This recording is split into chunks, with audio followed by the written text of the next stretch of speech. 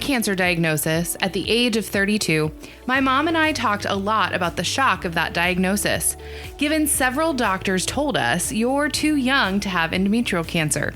After much discussion, we began to feel driven to inform and help educate other young women about what symptoms they should be concerned.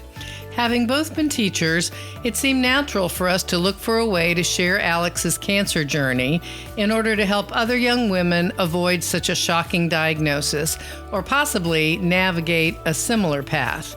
A podcast seemed the best way to get the word out, and that's how Down There Aware was born. 4 years later, our mother-daughter duo has gone from educating and informing to advocacy and action, with a fresh and sometimes very interesting and somewhat humorous multi-generational perspective. We look forward to sharing with you Season 4 as we advocate, take action, and make it a priority to always be Down There Aware.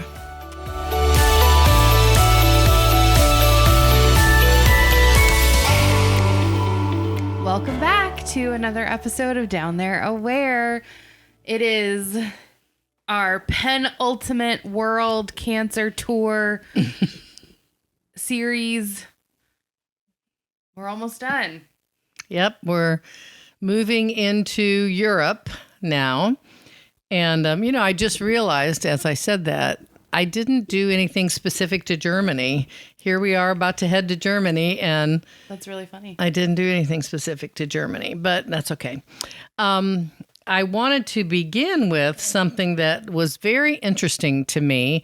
The European Society of Gynecological Oncology holds an annual Congress meeting, and this year it's from September 28th to October 1st in Istanbul, Turkey.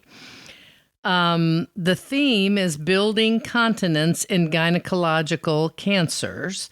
But what really stood out to me was their, I guess, kind of tagline, which is celebration of discovery, late-breaking research, new guidelines, practical demos, exclusive live surgery transmissions from hospitals.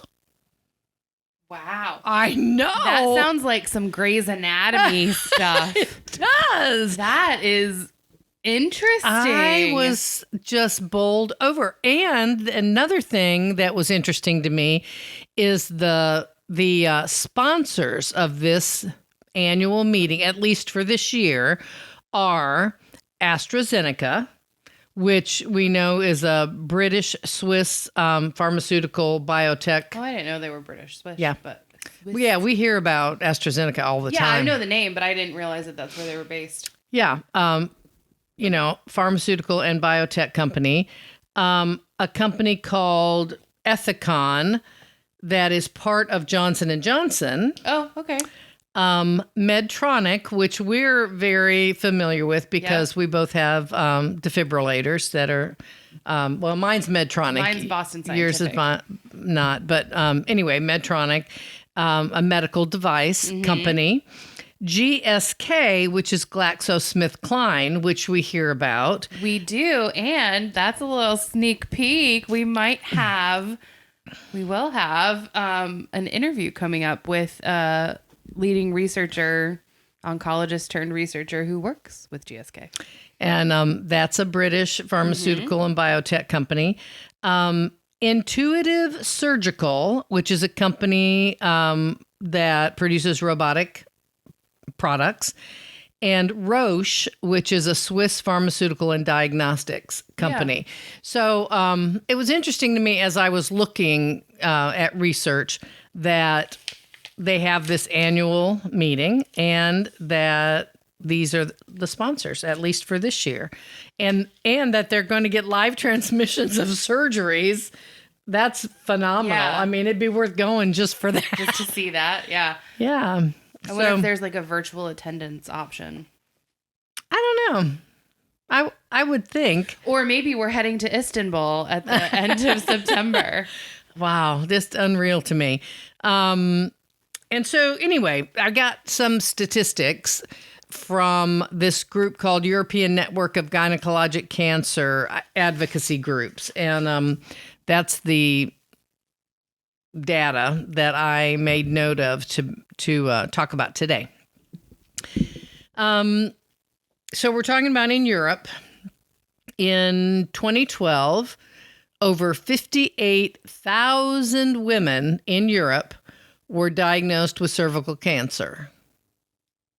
Cervical specific to. That seems like a lot of people. But hold on. Around 24,000 died from the disease. Almost half. Almost half of those diagnosed. What year was that? 2012. That wasn't that long ago. No, it wasn't that long ago. But a lot has happened since 2012 in regard to cervical cancer. Sure. But like the vaccine was around. Yeah. Pap well, smears yeah. were around. I mean, like, wow. I'm just kind of in shock. I was kind of in shock as well. It says, while it is the fifth most common cancer among European women of all ages, cervical cancer is the second most common cancer in women aged 15 to 39 years. Wow. So it's the fifth most common of all cancers, and it's the second most common in women. In young women. It really makes you question if they've had a campaign for the vaccine, if they have had any kind of awareness built around HPV related to cervical cancer. Yes, and to go on with that thought, on average, over 60% of women in Europe are alive 5 years after a diagnosis of cervical cancer. Survival rates, however, vary greatly and are low in Poland, Bulgaria, Russia, Latvia, Ireland, Slovakia, France, and the UK. That's kind of hard to believe. Now, I will say this. This will be a repeated thing in the statistics I'm going over, that in the eastern part of Europe, those countries have lower or have higher mortality rates. Moving on to, and this is part of that, moving on to ovarian cancer, Europe in general has one of the highest incidences of ovarian cancer in the world. In the world. But rates are highest in Eastern and Northern Europe. So it's some of those countries I just named. Yeah.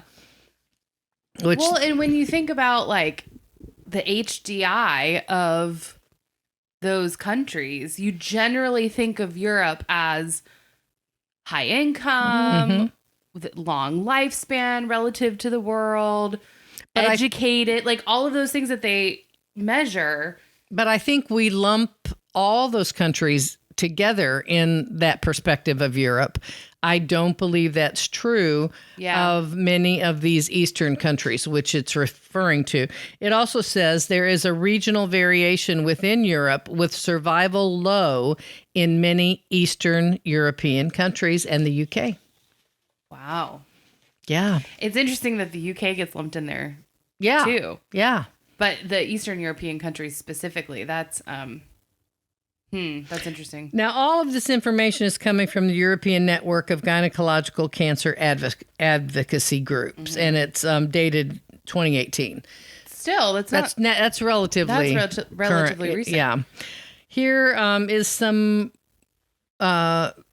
information about vulvar cancer, and they call it Vulval, Vulval. Yeah, those Brits. I've heard it vulvar and vulva. In stereo. It's like we're doing what is it? Oh crap. In grammar school when you're what is it?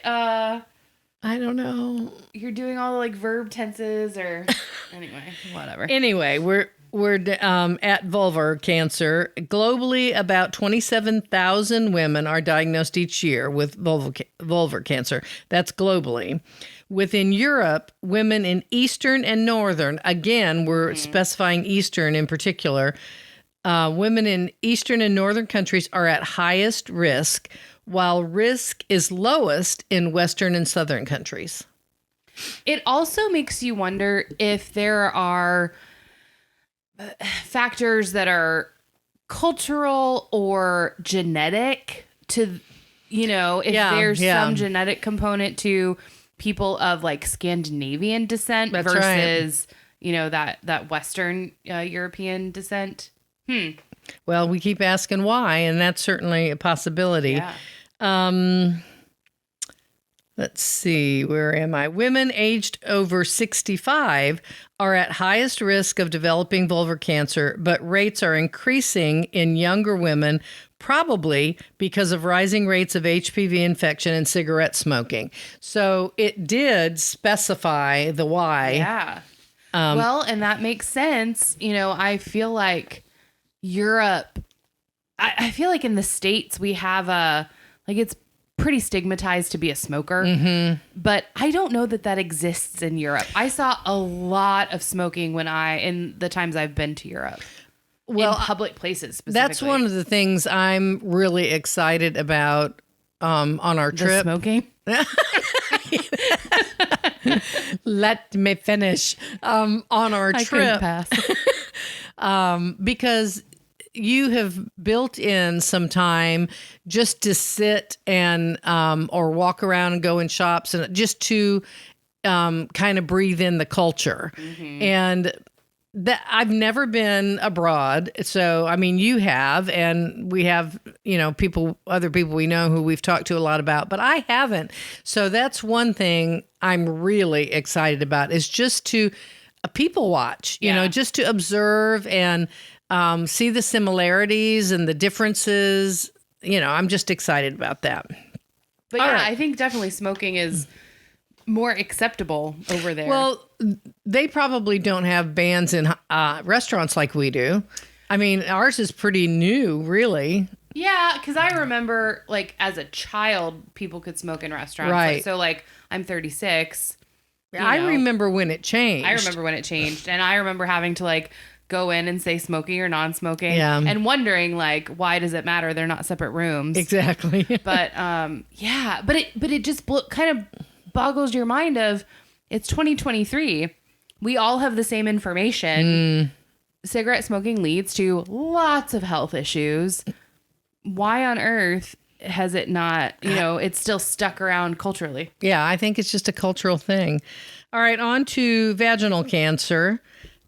Each year, about 13,200 women in the world are diagnosed with primary vaginal cancer. Within Europe, the incidence is highest, again, in Eastern Europe and lowest in Southern Europe.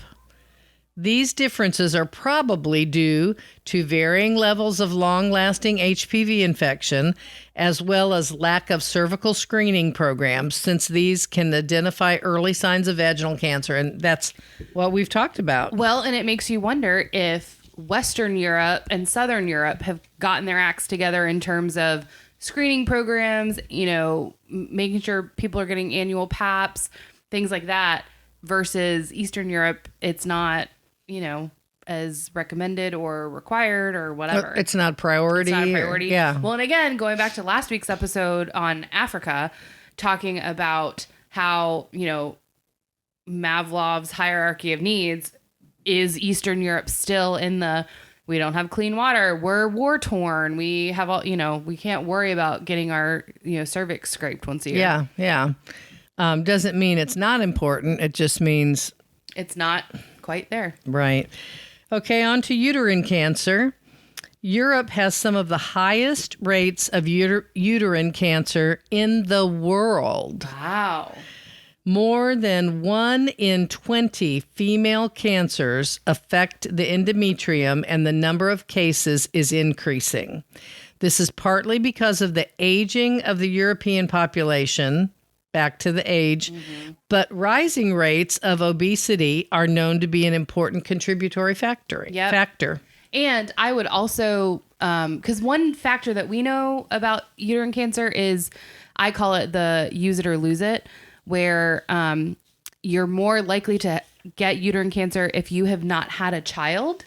Yes. And I think globally, but specifically in the West and America and Europe, women are having children much later in life if they're having children. I know population rates have gone way down. So I wonder if that's a contributing factor as well.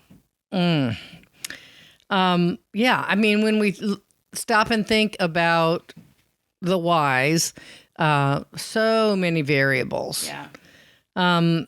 All right, we're moving on to fallopian tube cancer. You really don't hear much about that. But in what I've seen, Europe does tend to say 6 gynecologic cancers versus what the U.S. says is 5. They add the fallopian tubes in there as a separate. Oh, okay. Although I think in the U.S. it's considered secondary to ovarian. Like if it's in the fallopian tube, it's ovarian cancer that is in the fallopian tube. And that makes sense. Yeah. Okay, this doesn't have the same kind of specific data that the other cancers have, but I will read what it has. Cancer beginning in the fallopian tubes, primary fallopian tube cancer, was thought to be very rare, accounting for around 1% of all female genital cancers. However, primary fallopian tube is likely to occur, they left out the word cancer. Primary fallopian tube cancer is likely to occur more frequently since many ovarian cancers appear to originate in the fallopian tubes rather than in the ovaries, and therefore, please refer to the description below. And really the graph below, and we'll put all this on the website, just shows by stage, the stages of cancer, how the rate has gone down months after diagnosis. So I'm not real sure about the percentage. Yeah, that's interesting. Because it's not listed here. In fact, you'll see if you see this on our website. I wish I could show you that. Well, we can put it up on YouTube. Magic. It's on the screen. Well, I don't know if you can see. You're going to do it. Magically put it on the screen. Then you can put the fallopian tube one up against the breast cancer one and see how different. Yeah. As far as what is on there and what's not. All right, quickly on breast cancer. The risk of breast cancer rises with age. About 2/3 of breast cancers occur in women over the age of 50. But how many people do we personally know? Yeah. So again, I don't know.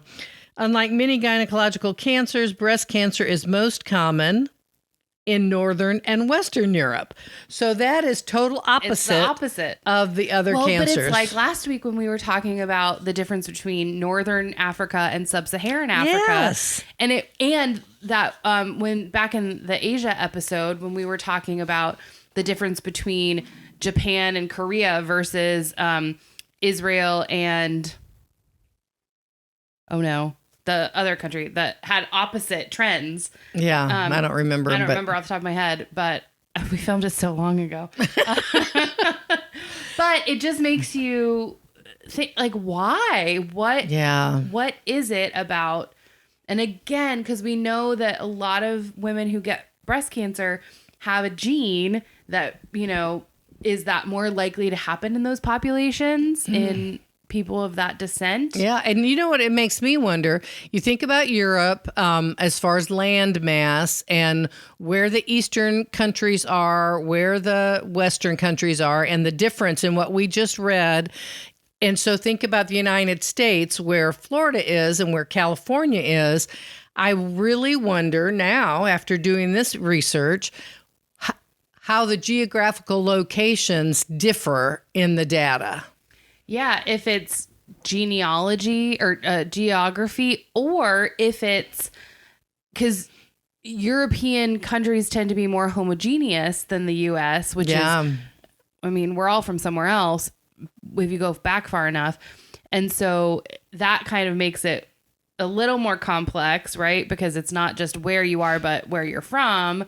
Yeah, I would be interested to see of the U.S. data of the states and how regionally they compare.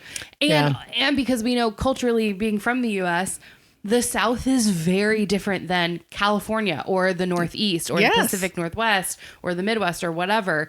And culturally, diet, all kinds of things. Yeah, outdoor activity level. Yeah. Yeah. So that would be maybe that needs to be another series episode idea. Because that's fascinating. And when I was reading about Europe, I just was dumbfounded every time I went to a different cancer, gynecologic cancer anyway. It said Eastern Europe, Eastern Europe, Eastern Europe. And I just thought, whoa. But think about it. Ukraine is in the midst of a war right now. And we talked about... It happened for a year. Yes, for a whole year. So we've talked about... we know how screenings and doctor visits and all that dropped off during COVID. Yeah. So think about in the midst of a war, or think about Turkey where they just had 2 earthquakes, and those things drop off. Right. The regular things you might normally do. And when you're worried about where your next meal is going to come from, or if you have clean water to drink, or if you're going to have a roof over your head tonight, you're probably not super concerned about ovarian cancer. Yeah. So it really makes me wonder if that's why Eastern Europe just kept surfacing for the highest percentages of the gynecological cancers. Anyway, it was an interesting read. Yeah, it was. And, shame on me to have preconceived notions. But when you hear Europe, you kind of hear rich, wealthy, well-off, things like that. And you wouldn't think that they would have such drastic issues, but differences between the various regions, but the more you know.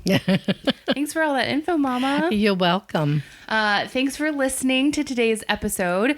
We have one more region of the world that we're going to cover next week. So we'll cover Latin America, South America, and the Caribbean, which will be interesting. And we are so grateful that you're listening. Check us out on our website, downthereaware.com. All of the graphs and notes and links and all the things will be there for all of these episodes covering our world travels. And we'd love to see you over there. Thanks for listening. Thanks for listening to this week's episode of Down There Aware. Be sure to like and subscribe on our new YouTube channel, as well as on your favorite podcast platform. You can find us at Down There Aware on all social media sites: Twitter, Pinterest, TikTok, Facebook, Instagram. If you have it, we're there at Down There Aware. You can learn more on our website, www.downthereaware.com, and always get in touch with us, downthereaware@gmail.com. See you next week.